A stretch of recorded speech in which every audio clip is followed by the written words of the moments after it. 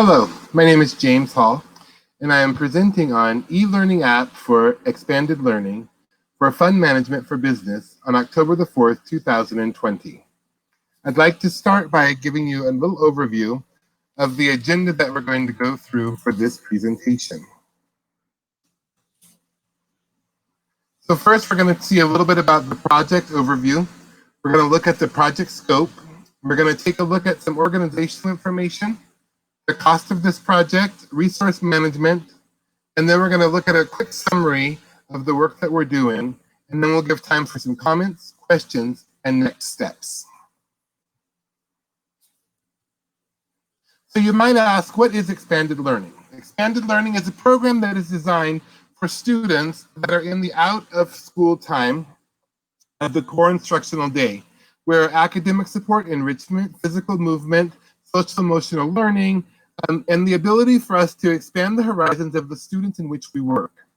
This project is currently funded by the Department of Education to provide services each day that school is in session.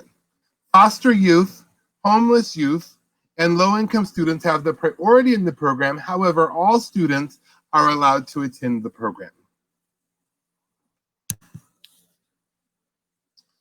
So we're going to be looking at our project overview of the e-learning app for expanded learning today. Our goal was to look at the 3,500 students on distance learning in the rural and frontier communities of our county, and we wanted to address the need and try to come up with a project that would allow them to have access to academic support of tutoring, homework, assistance, reading supports, other programs that might enhance them and close their achievement gap and or the learning loss that they may have suffered from this period of distance learning. We also want to make sure that there is the opportunity for those students to still receive the enrichments that are such a critical part of expanding their horizons. Some of those have to do with art, physical movement, animation, cooking, science projects, those sorts of things for those students as well. We also wanted it to be a hub for our parents, where they could make payments, look at resources, they get communication with staff, and they'd also be able to see the announcements that are made available to them. Our staff, it was important for them to be able to have this as a hub for both attendance and their connection platforms for the students and families, and also for resources and professional development materials that we would like to make available to them in and through this project.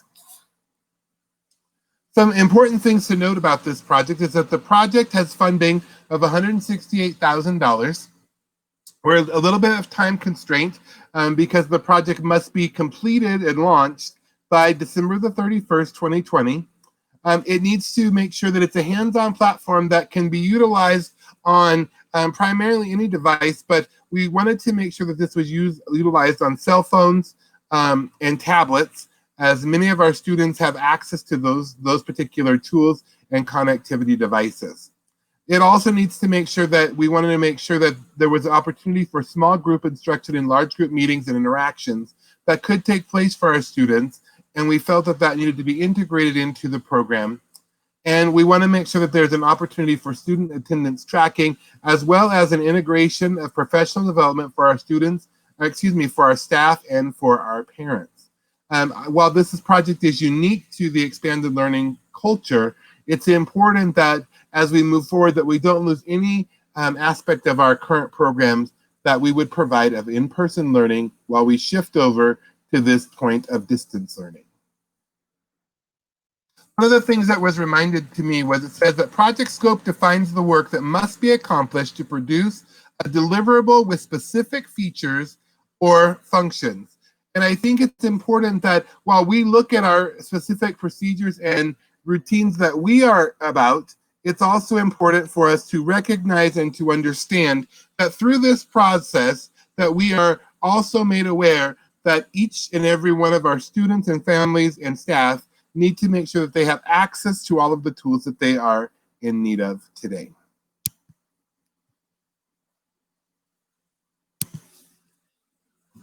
So in taking a look at our project costs, we estimate that our project cost estimates would be about $53,522 for our labor. Hardware and materials for server storage would be about $8,000. Additional software licenses and things that we would need for the app come in around $20,850. And while that may seem like quite a bit, it's important for us to be able to really look at that and to understand what is coming and happening next. We also understand that there were some testing costs that needed to be there of about $2,785. Training and support. We wanted to make sure that our staff had an opportunity to receive training, that there were training costs built in, and that the customer service line would continue. And so we're asking that in this contract that there would be a customer service line that would be up and running for an additional 30 days once the project has launched and the funding has ended. We will go ahead and we'll meet that need in our budget as well. We also wanted to make sure that all the app marketing to our students and families was available in all services needed for the app to be launched in an effective and appropriate manner were there. And we did build in a contingency of about $27,952 for any overages or additional changes that might come into play during our project.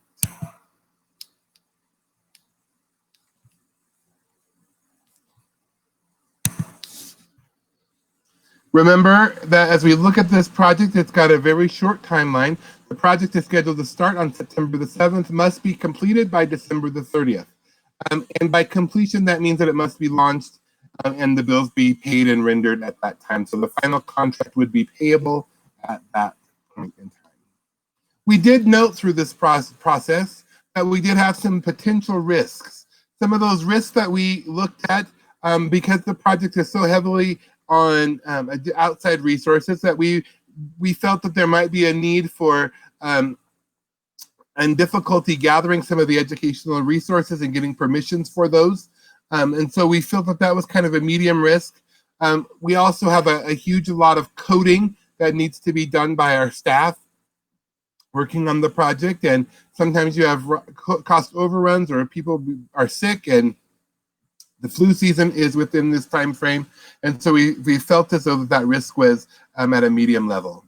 We also felt that we do quarterly software updates, and somewhere in the middle of our project, there are some software updates that typically would take place on that quarter that are substantial and could delay our projects. Also remembering that we had to get permission for some of the materials and apps that we're using and contract signed. We wanted to make sure that we talked about that, but we did not anticipate a huge delay in that. Also that we would engage with testers and we would have focus groups with both educators, students, and families and parents in this process. And so we felt as though it was important for us to think about, as well as we did with the staff, that this is flu season and other time commitments and constraints that might come into play. And the last risk that we really looked at were change orders of things that might need to take place in order for the project to be at the best and the top of its greatest potential to reach the needs of our students. And so we felt that that was of low risk, but we also felt like it was something that we needed to note as a risk in our project management plan. So for this project, we want to engage a quality team. We would engage our project manager, James Hall. We would get our department heads. If you look at it, take a look here at our organizational chart, you would see that we would have those tech department chairs that would go across, and then those would, each person would linear focus down and be able to service and meet the needs of this project. One thing also to note is that there are interdepartmental collaborations that will take place in this project. And it's important to note that while it is a very linear look at our organizational chart, we do also work as a collaborative team, often in the resource allotments that have been established for this project. Status updates and monitoring. We will utilize Project Libre to accomplish a lot of our status updates and the monitoring of the work that will take place. We'll be looking there to specifically of how does this work and what are the baseline, what are the actuals, and how is the work flowing, and what are those milestones that must be completed, and how are we doing in our progress. And so we will be utilizing this Project Libre to help us not only with the work that we're doing, but this the Gantt chart will assist us in also being able to see and monitor even more effectively how our progress is going for this particular project.